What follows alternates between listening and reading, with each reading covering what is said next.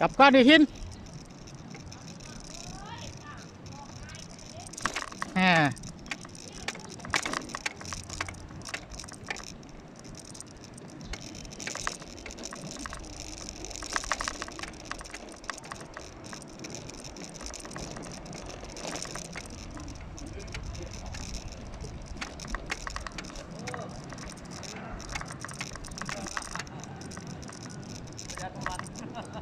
โคตรประหยัดเลย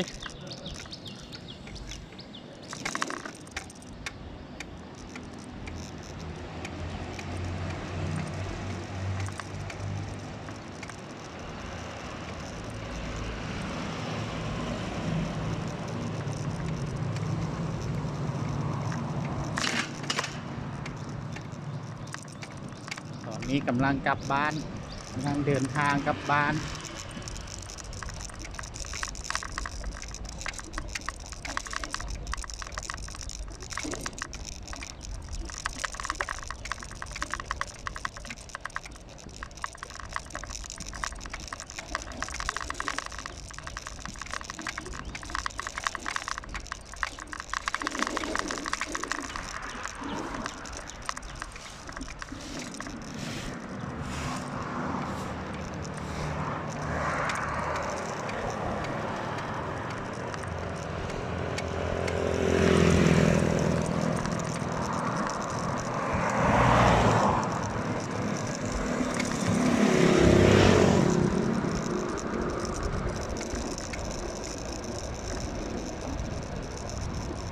บ่าวขาว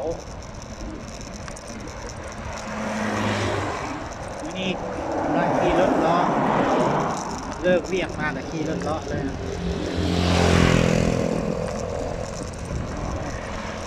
แจ้งอากาศที่สวยงามเย็นสบาย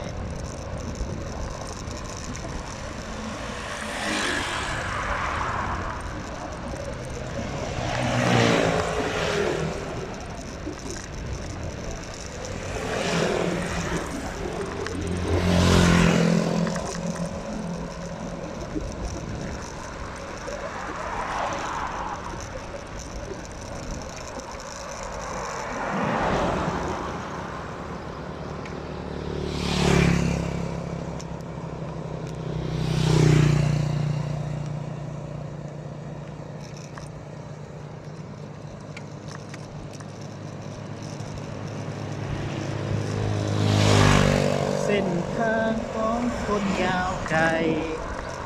ชีวิตเดินทางด้วยใจมุ่งมั่นชีวิต